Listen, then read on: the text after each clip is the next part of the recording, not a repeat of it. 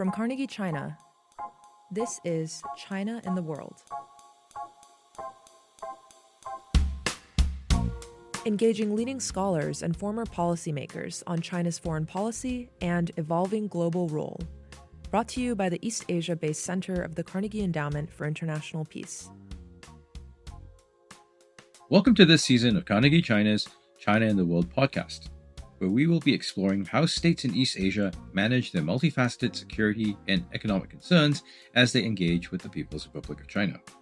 My name is Ian Chong. I'm a non-resident scholar with Carnegie China and an associate professor of political science at the National University of Singapore. This episode, we're going to turn our attention to South Korea. With us is Sung Eun Kim, a professor at Korea University who works on political economy, specifically international political economy. She's also currently a visiting scholar with the Harvard-Yenching Institute.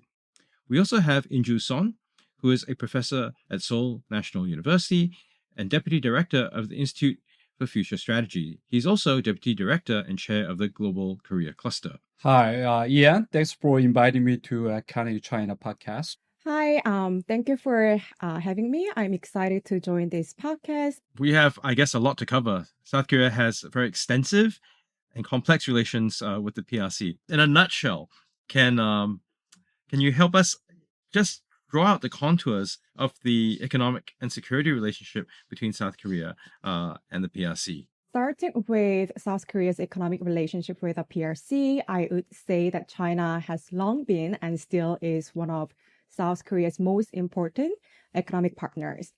But with a few notable changes in trade and investment patterns, we've started to see its economic dependence on China declining over the past few years.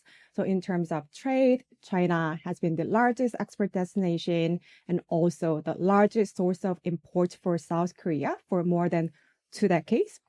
China still remains South Korea's top trade partner, but the growth of South Korea's exports to China has slowed quite substantially. And in terms of investment, South Korean investment in China have declined as well, as many Korean firms either returned back home or moved its production facilities to the United States and also to countries in Southeast Asia and Latin America. So in a nutshell, China is still one of the most important economic partners, but we've started to see some decline in South Korea's dependence on the Chinese economy. I want to add one point. Yeah, people-to-people exchange are picking back up. Tourism is back and cultural exchange are happening. But I need to stage more because China's economy is hurting. They need the boost.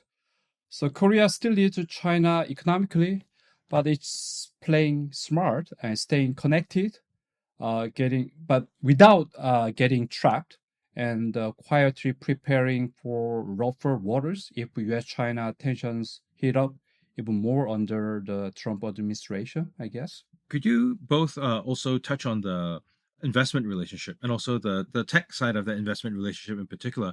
I mean, we know that the PRC, really is looking towards high-end chips. Korea is one of those places they're looking at. And also Korea, as you're looking at places to invest, Sung Eun talked about shifts in investment. Can you roughly guide us through that process a little bit? Right. So in terms of investment, I think the key factor was the intensified geopolitical tensions, especially between the U.S. and China. The trade war, of course, made it more costly to sell products from China to the global market.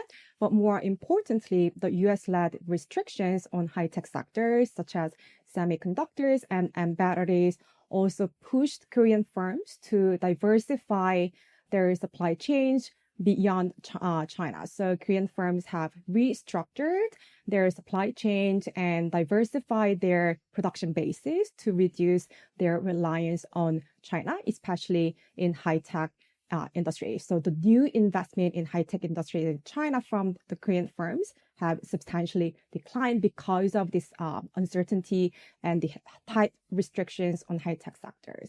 Yeah, I echo the Sung Eun's points. Yes, Korean companies, especially the large, big companies, are pulling out of China fast. Beijing's trying to sweet talk Korean firms into staying, but it's clear Korean business are getting more cautious. And I want to point out economic security dimension. Back in July 2023, China rolled out export control on key minerals and things that are essential for high-tech industry. So they raised some serious red flags for country like South Korea, which depends on those materials.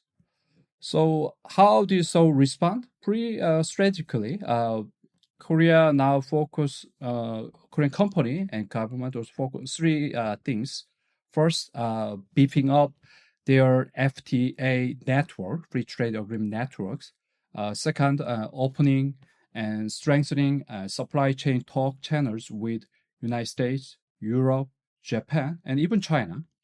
And the third, getting more involved in the multilateral institutions working on supply chain stabilities. China didn't just sit back, I found. They've been pushing what is called the fracture strategy, basically, to try to stop South Korea from getting too cozy with Washington's anti-China supply chain agenda.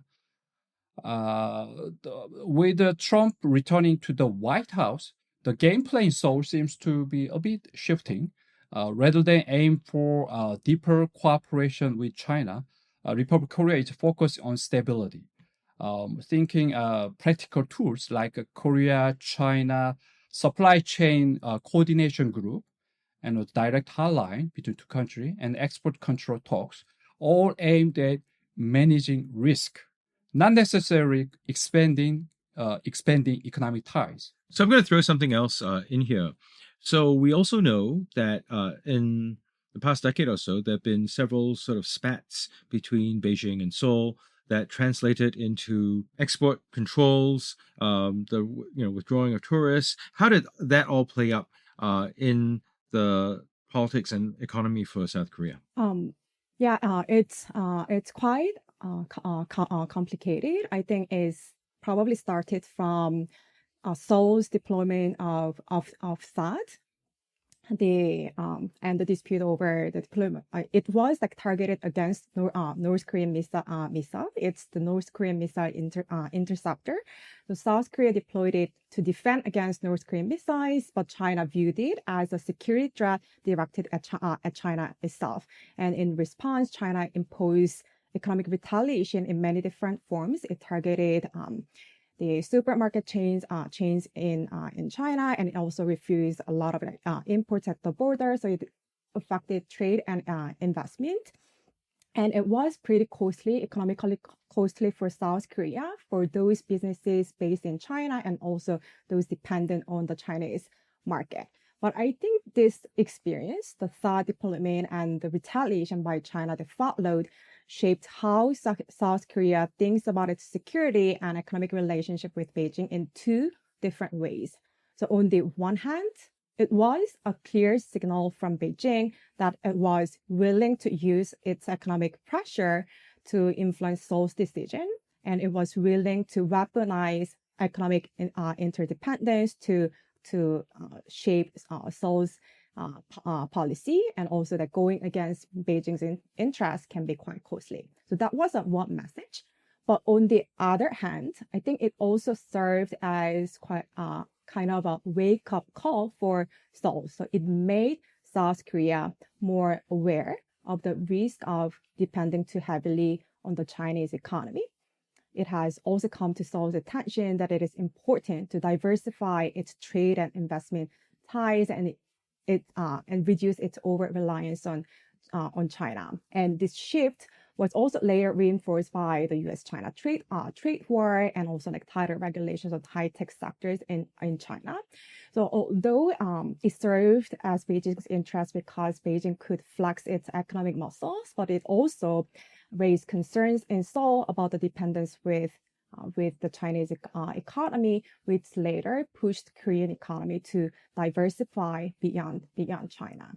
So, Sung Eun, you had mentioned the deployment of THAAD and the concerns from North Korea.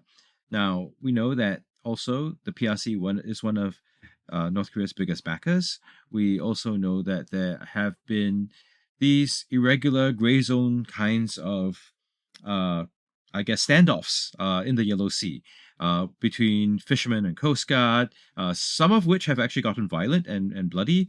And most recently, there was the erection of metal structures in the exclusive economic zone, and that led to another round of standoffs between the Coast Guards on both sides.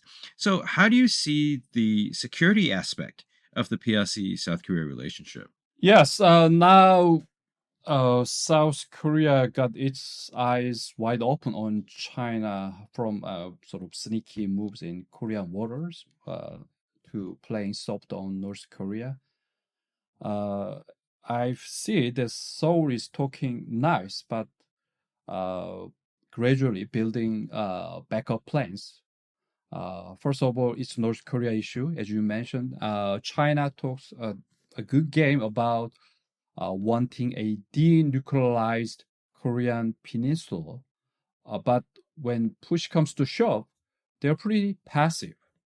Lately, they've been started calling North Korea's provocation reasonable concern, which, doesn't exactly say we are helping, right? Furthermore, there's a West Sea or Yellow Sea. It's a big worries here in Korea. Chinese ships and survey vessels, even military planes are popping up more and more in Korean waters and airspace.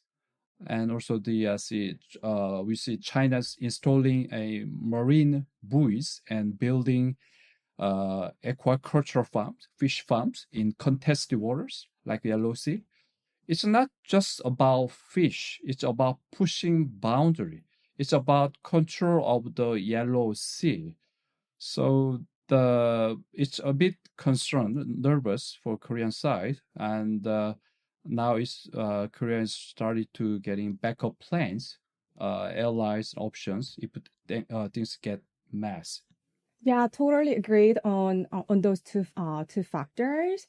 So to add a little bit, like South Korea's major security concerns, of course, usually centers around the North Korea factors, and as Injoo mentioned, Seoul in the past has been hopeful for Beijing to play some roles in pushing North Korea's denuclearization, but I think Seoul also has now realized its limit to play an active role there. So I think that hope has faded, and also the North Korea factor was why South Korea also wanted to have some kind of cooperative relationship with China because of its huge influence over Pyongyang. It holds substantial political and economic leverage over Pyongyang, like more than any other country. But Seoul has become more realistic about Beijing's willingness and its limits in influence. And the maritime expansion, as Injoo mentioned, it's one clear example of how maritime disputes with PRC will continue to pose security threats for Seoul. And to add just one more dimension in security, I think beyond North Korea, I think South Korea is also concerned about broader regional risk related to Taiwan Strait as well.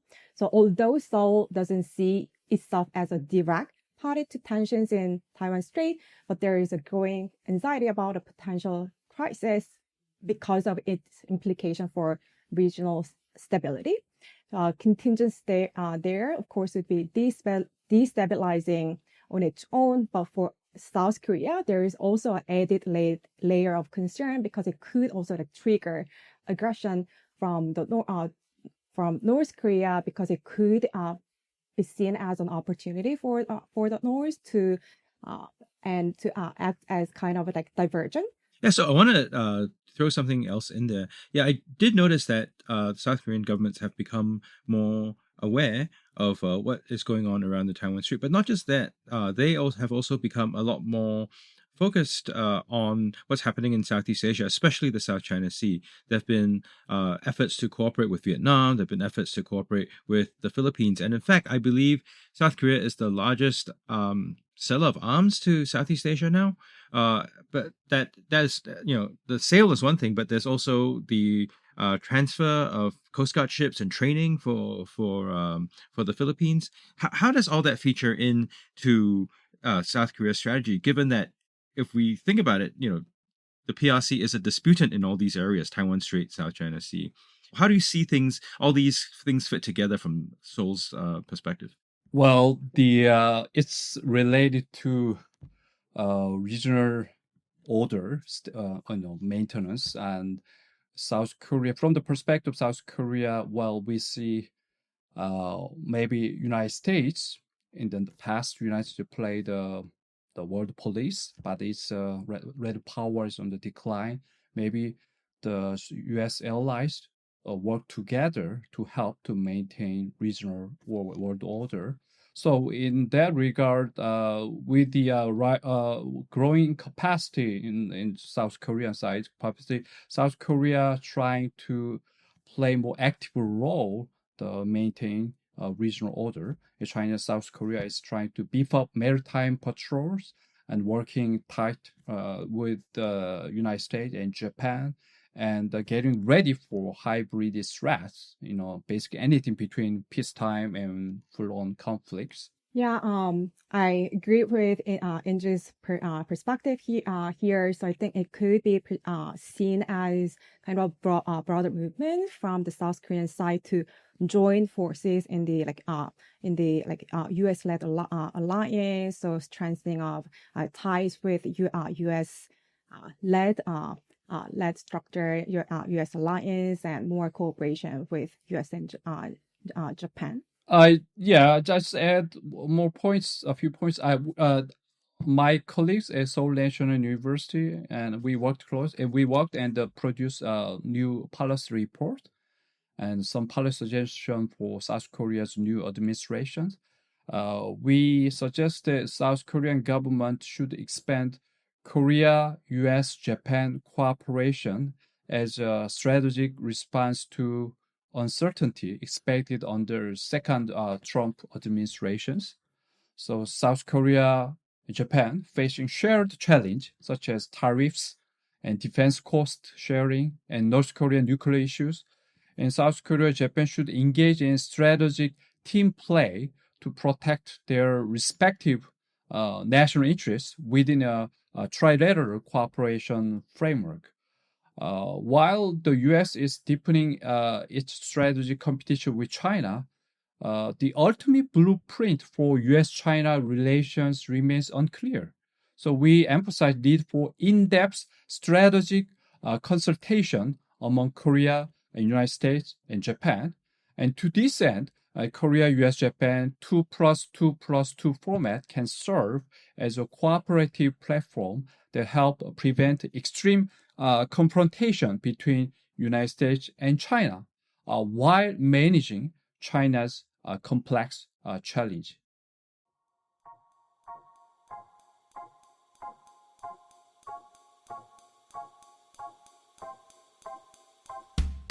Want more on China's economic trajectory? China's Reform Imperative examines China's economic reforms and their impacts on the global economy. Curated by Carnegie China Senior Fellow Michael Pettis, China's Reform Imperative will focus on China's reform progress and on the challenges and opportunities Beijing faces along the way. Go to carnegieendowment.org/China-reform-imperative for more information.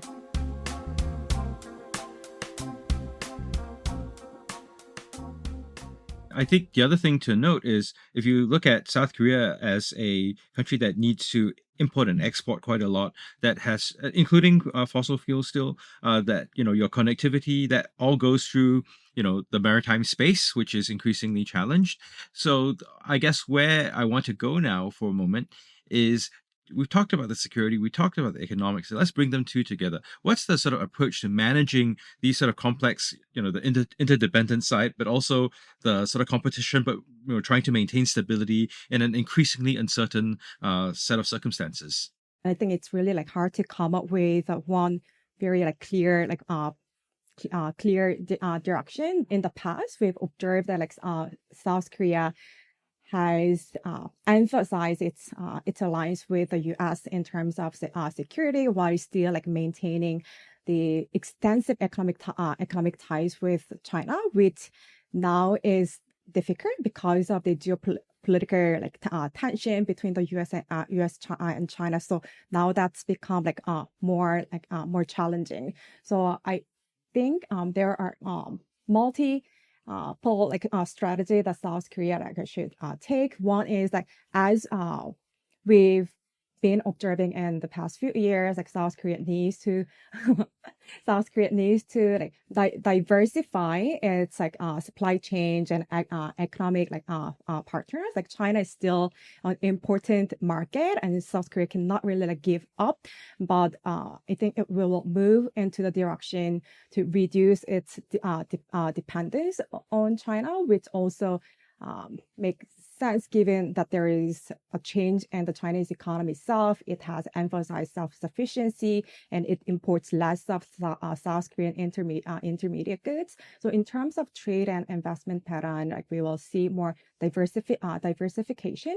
And in terms of security, I think we will continue to see the strengthening of the alliance with the U.S. and also trilateral cooperation with the U.S. and Japan. Although there is lingering uncertainty about the direction of U.S. foreign policy, especially under this administration, I think there is a concern about uncertainty about its about willingness and its direction. So that's still the factor that will influence South Korea's strategic calibration. But so far, I think we will see more of the direction towards the move to strengthen its military ties with the U.S. and along with Japan. Right. So as Sung Eun was talking, Injoo had reached over and grabbed his, book. I think he's got the answers for us. Injoo. Yeah, I already laid out all the answer to this new policy report. It's called Towards Core Resilience. Core resilience is our answer to that. So the Korea or Singapore, United States, like-minded country should work together to address China challenge. The like-minded countries should recognize country risk and potential for damage unfolding across global network and system.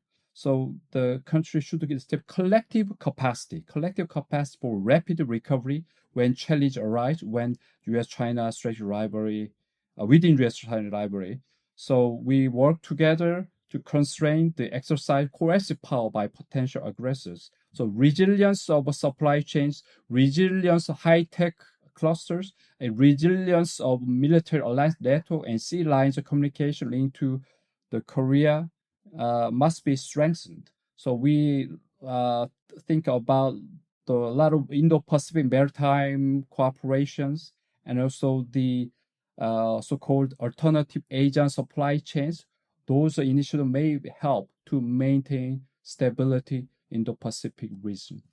Right. So I guess we've danced around this uncertainty that has been created by the Trump administration quite a few times. So I think maybe it's time we should address this more explicitly with the changes that the current Trump administration has brought in. How does that affect South Korea's attempts to manage its economic and security ties relating to the PRC, noting that I think in the past, successive South Korean governments have alternated between being more wary and also trying to be more friendly. How does what is the approach now, given the sort of changed circumstances?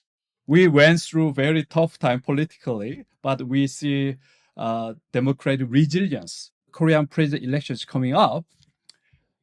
And if progressive candidates wins, you can bet there will be pressure to lean a little bit softer toward China, focus more on diplomacy, engagement, economic cooperations. But that's going to be clash with all hard security realities.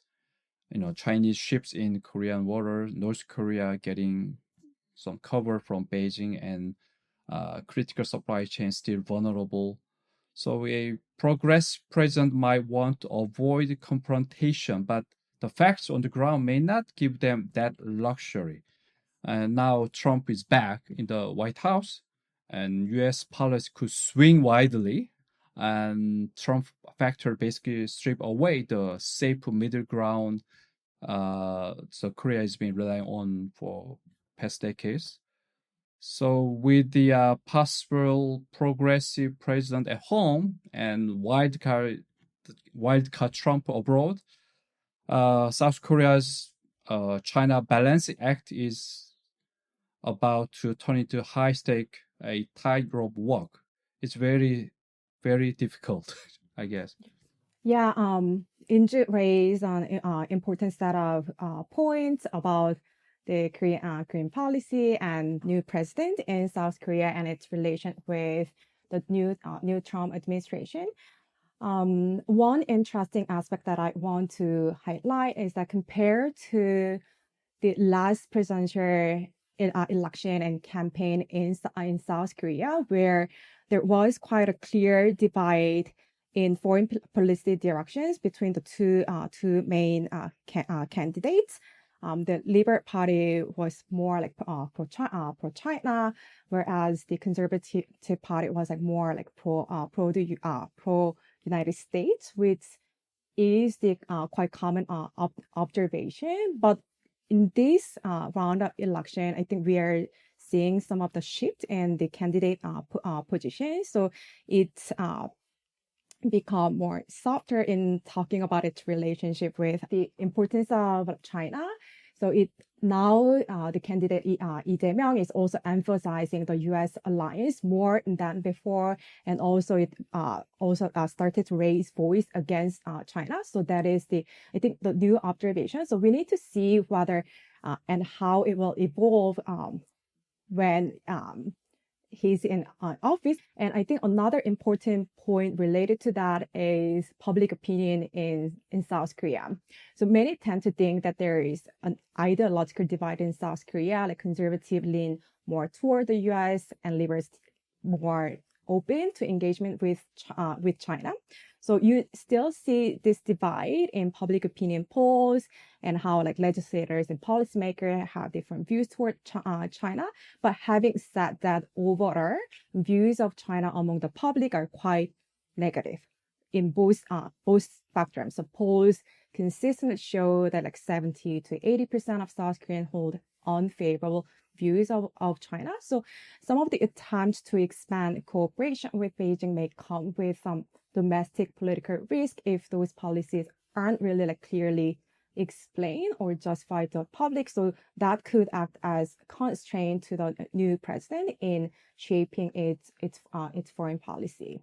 So would there be any concern that there could be some sort of backlash or increased pressure coming from the PRC, given that PRC has been trying to woo Korea, and that from what both of you are saying, there's a lot of wariness, so Beijing may be a little bit disappointed? Yes, I think it could also affect how South Korea thinks about its economic relationship with China. So although it has tried to reduce its dependence, still like in some of the industries and some of the products, South Korean industries are still like dependent on China. So I think South Korean policymakers should play smart, not to provoke Beijing's interest. So South Korea, I think, has been trying to emphasize U.S. alliance, and at the same time, it has also emphasized cooperation and maintaining cooperative ties with Beijing.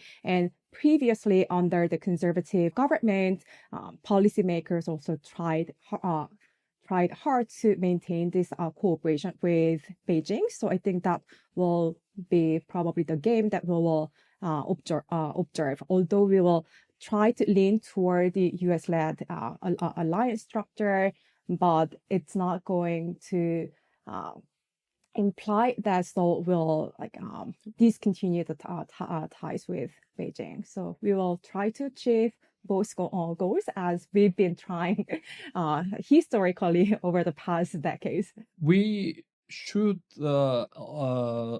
understand the impact of Trump-initiated trade war. the trade war significantly changed the trade landscape for China. China cannot afford to take a harsh approach to its neighboring country.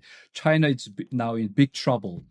So the Xi Jinping now seems to be trying to smooth things over with neighboring country, visiting places like Vietnam, Malaysia, Cambodia. And I guess he will likely reach out to Korea too. So there's opportunity for Korea. Korea should engage with China, but also push for positive change, asking China to reduce non-tariff barriers and move beyond just export-driven model and expand the domestic demand. It's time to nudge things in a more constructive directions, I guess. Right. So I guess this allows us to ease into the sort of last sort of area that I think we should explore a little bit. So given this changed strategic landscape, what are the challenges, tensions, or indeed opportunities do you see ahead, right? If we look forward into the horizon, as South Korea tries to manage its relationship with the PRC, both on the economic and security fronts. I want to highlight two key factors that will shape Korea's foreign policy with PRC.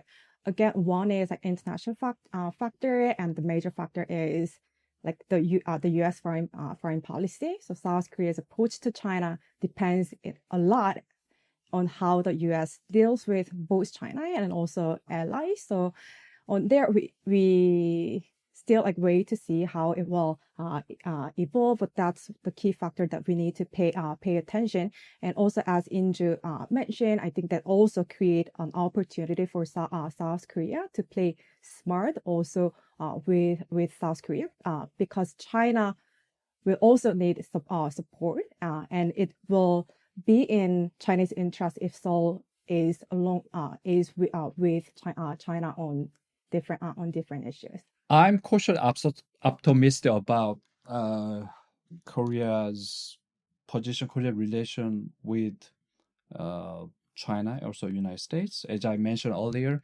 trade war really triggered. A trade war really paved the way for the new opportunity for Korea to play a more constructive role. When President Trump slapped retaliatory tariffs on China and China struck back, it shook the U.S. financial markets. And then that's why when the U.S. picked a few countries for early trade talks, Korea made the list. So now it's being included in the early negotiation. Isn't necessarily a bad thing, but we need to prepare our cards carefully. Keep an eye on how U.S.-Japan talks, U.S.-India talks go, and definitely not rush into any quick deal. And I think Korea has a pretty strong hand. We've got what United States wants, advanced manufacturing. So instead of worrying about choosing side between U.S. and China, we should be asking, what kind of world order do we want? What can we do to help shape world order? That should be the basis of Korea's strategy. Trump's going big on tariffs, maybe too big. Now he's under pressure to deliver results. But that doesn't mean we should lay all our cards on the table or rush into deal. We should not reveal all our cards or rush negotiation just to be. So if Korea respond like an exemplary student to Trump table shaking tactics, we may ended up playing into his hands. So instead of thinking first about what we are going to give, we should focus on more what we can get from the United States and also China. Wow, it's good to hear that. Yeah, it's really good to hear that you are being optimistic. Maybe I've been too pessimistic about observing tariff, and I'm now based in the US, so I was really worried about the rising cost and inflation as a result of tariffs. Yeah. But I will think and look at the positive side as you mentioned. All right. So thank you so much. Sung Eun and Injoo, it was wonderful to have you both on, and it's always a pleasure to speak with both of you. I hope that our audience, our listeners, will have learned something about the Korea PRC relationship and in all its complexities. Thank you very much for tuning in. Thank you. Thank you so much. Thank you for listening to the China and the World podcast, a production of Carnegie China, the East Asia-based center of the Carnegie Endowment for International Peace. Views expressed are those of the host and guest panelists, and not necessarily those of Carnegie China or the Carnegie Endowment for International Peace.